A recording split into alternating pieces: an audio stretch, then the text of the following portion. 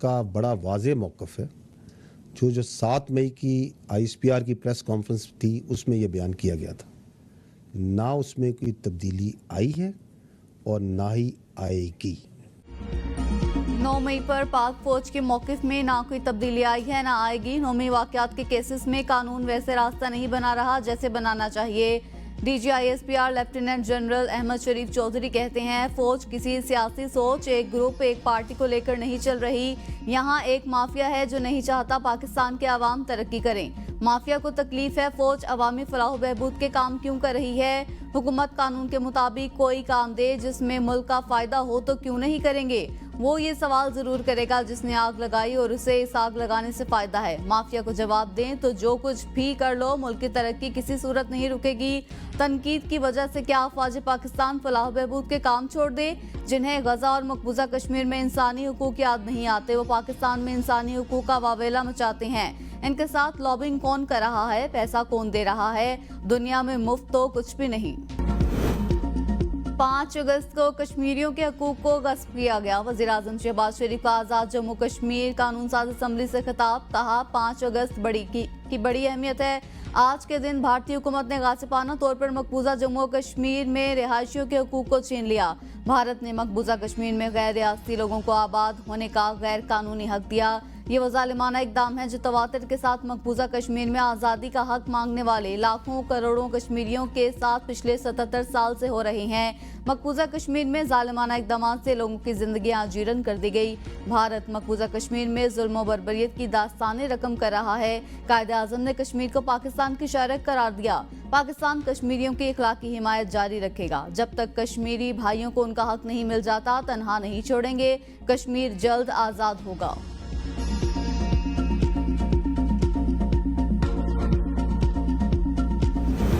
PTI का कुछ देर बाद सवाबी में पावर शो, इंतजामात मुकम्मल। मुल्क भर से काफिले सवाबी पहुंचने लगे। पंजाब, सिंध, बलोचिस्तान और मुल्क के दीगर इलाकों से पीटीआई के हिमायतियों और रहनुमाओं ने सवाबी का रुख कर लिया। वज़ीर आला खैबर पख्तूनख्वा अली अमीन गंडापुर जलसे से खिताब करेंगे। पीटीआई चेयरमैन बैरिस्टर गौहर और मरकजी सेक्रेटरी जनरल उमर अयूब सवाबी पहुंच गए। पीटीआई क़यादत की साबिक स्पीकर असद कैसर से सवाबी रिहाइशगाह पर अहम मुलाकात। पीटीआई क़यादत का सवाबी जलसे के हवाले से कायम कमेटियों से राबता। असद कैसर ने कहा, पाकिस्तान तहरीक इंसाफ का सवाबी का जलसा तारीखी होगा। मुल्क भर से पीटीआई कारकुन जलसे में शिरकत करेंगे।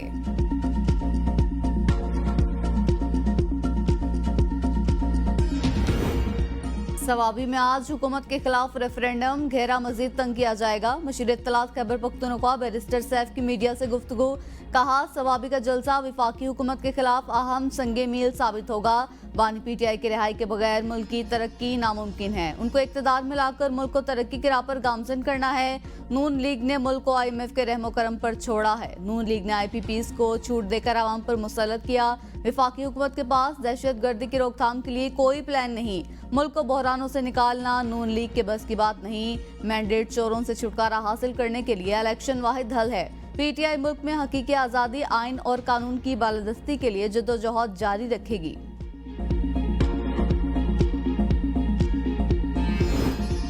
जमात इस्लामी का धरना 11वें रोज में दाखिल। कराची में भी पिंडाल सज गया। गवर्नर हाउस के बाहर जमात इस्लामी का धरना दूसरे रोज भी जारी। अमीर जमात इस्लामी पाकिस्तान हाफिज नईम रहमान की शिरकत। हाफिज नईम का IPPs मुआहदों की तफसीलात सामने लाने का मुतालबा। शुरुका से अपने खिताब में कहा, जागीरदारों से इनकम टैक्स क्यों वसूल नहीं किया जाता, आज ऐलान करें और कल से टैक्स वसूल करें। हाफिज नईम रहमान ने वज़ीर आज़म को मुखातिब करते हुए कहा कि वज़ीर आज़म साहब, आप बिजली के बिल कम कर दीजिए, इसी में आपकी निजात है, वरना धरना तहरीक कहीं आपको ही ना डूबे। 7 निकाती एजेंडा दे रखा है, पीछे नहीं हटेंगे। IPPs मुआहदे करने वालों के असास से मुजम्मिद किए जाएं। IPPs की हकीकी कैपेसिटी का दोबारा जायजा लिया जाए। पाकिस्तान के 25 करोड़ लोगों का मसला हल होना चाहिए।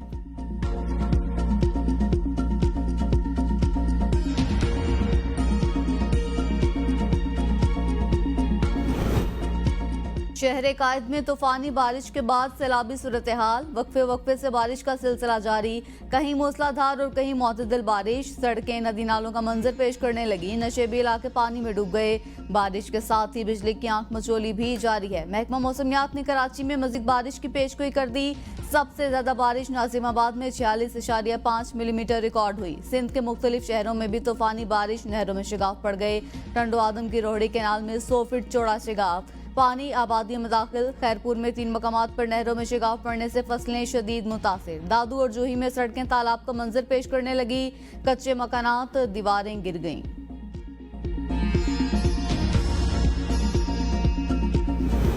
बोलान शहर और गिरदुनवा में 3 रोज से वक्फे से बारिश का सिलसिला जारी। सैलाबी रेलों ने बोलान में तबाही मचा दी। दर्जनों मकान ज़ेर-ए-आब। दरियाए मिठरी से 46,000 क्यूसेक का सैलाबी रेला गुजर रहा है। दरियाए नाड़ी में शिगाफ पड़ने से गोट इमाम बख्श पहौर ज़ेर-ए-आब।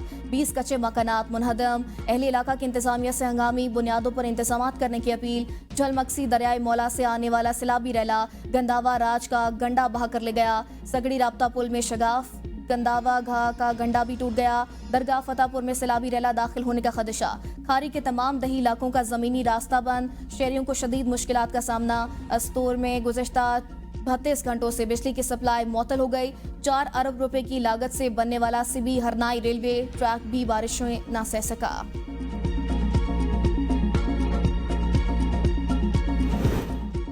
मॉनसून बारिशों और ग्लेशियर पिघलने के बायस दरियाओं में पानी के बहाव में इजाफा। बारिशों का सिलसिला 6 अगस्त तक जारी रहेगा। तर्जमान पीटीएमए पंजाब के मुताबिक दरियाए सिंध में चश्मा और तौसा के मुकाम पर दरमियाने दर्जे का सैलाब है। तरबेला और कालाबाग के मुकाम पर निचले दर्जे की सैलाबी सूरत हाल। रावी, चनाब, जहलम और सतलुज में पानी का बहाव नॉर्मल है। आइंदा 48 घंटों में रोद कोहियों में इंतहाई ऊंचे दर्जे के सैलाबी रैलों का खदशा है। मुतल्लिका अजला की इंतजामिया को अलर्ट रहने की हिदायत।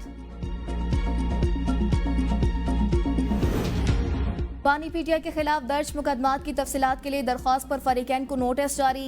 लाहौर हाई कोर्ट ने वफाकी हुकूमत पंजाब, नैब, FIA, पंजाब पुलिस से जवाब तलब कर लिया।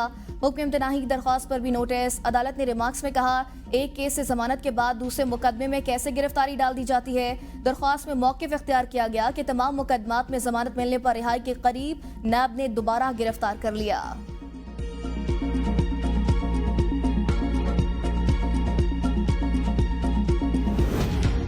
शरीयत अपीलेट बेंच में 4 साल बाद शरई अपीलों पर अहम समाअत। अपीलेट बेंच ने पहले ही मुकदमे में मुलजिम की सजाए मौत उम्र कैद में तब्दील कर दी।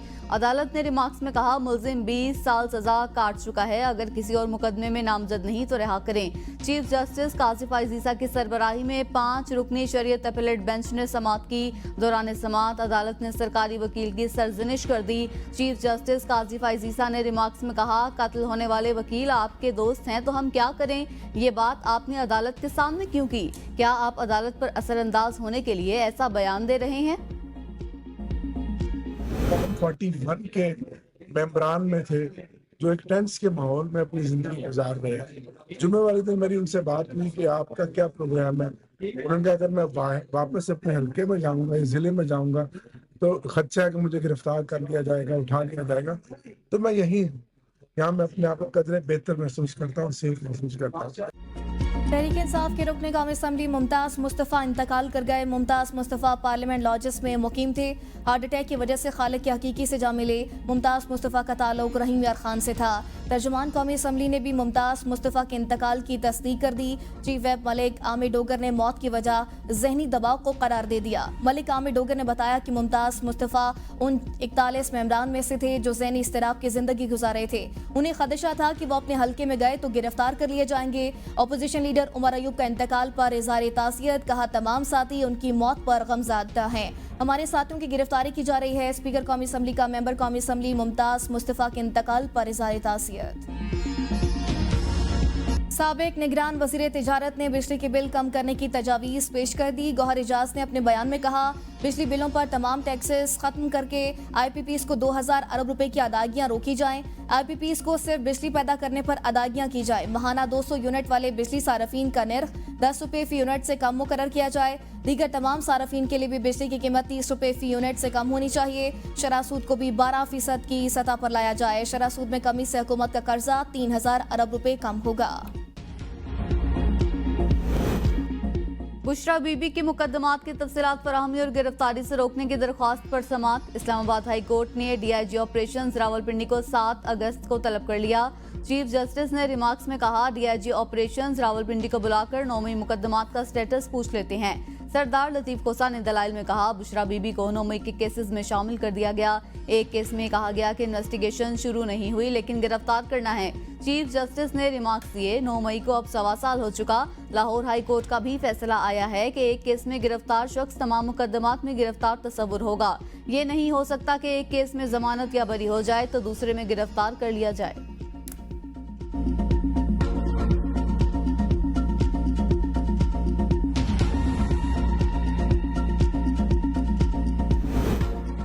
गवादर धरने को पुरअमन तौर पर खत्म कराना चाहते हैं। वज़ीर दाखिला बलोचिस्तान ज़ियाउल्लाह लांगू का बयान। कहा, हुकूमत ने वो मुतालबात भी तस्लीम किए जो मानने वाले नहीं थे। हमने धरने वालों के मुतालबे पर तमाम गिरफ्तार अफराद को रिहा कर दिया। तहरीरी मुआहिदा होने के बावजूद धरना खत्म नहीं किया गया।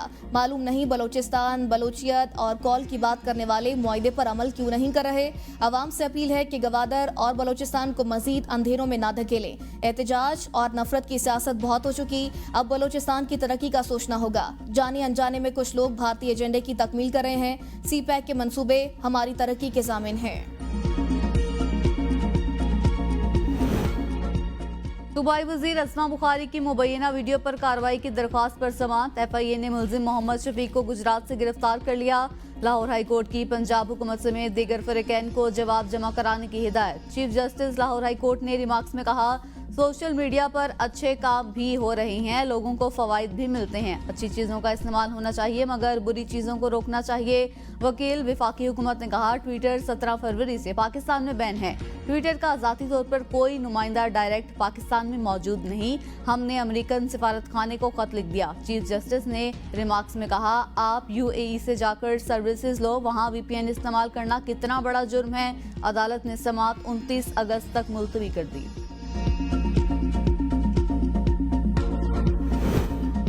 इदारों को समझ नहीं, वज़ीर-ए-आज़म FIA साइबर क्राइम विंग बंद कर दें। वज़ीर इत्तलात पंजाब अस्मा बुखारी का मशवरा। लाहौर हाई कोर्ट के बाहर मीडिया से गुफ्तगू करते हुए कहा, क्या मैं 15 दिन इंसाफ का इंतजार करूं? क्या अभी इदारे कुछ नहीं कर पाएंगे? हम सोशल मीडिया शतर बेबहार की तरह चला रहे हैं। अभी तक FI को ये नहीं पता चला कि मुबैना जाली वीडियो पहले फेसबुक पर अपलोड की गई, जबकि FIA का कहना है कि वीडियो पहले X पर चलाई गई। अभी तक किसी फेसबुक अकाउंट को ट्रेस नहीं कर सके। यही वजह है कि डिजिटल दहशतगर्दों की हिम्मत भी बढ़ गई है, क्योंकि उन्हें पता है कि वो नहीं पकड़े जाएंगे।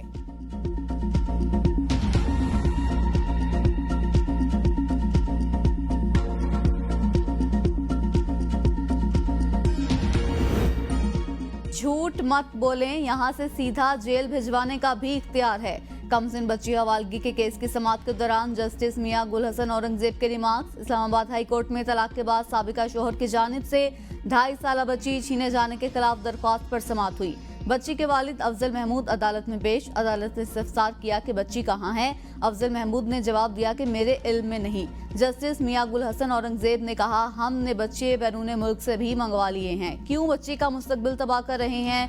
बच्ची पर आपका भी हक है, लेकिन फैमिली कोर्ट से रुजू करें। आपको वक्त देता हूँ, बैठ कर सोच लें।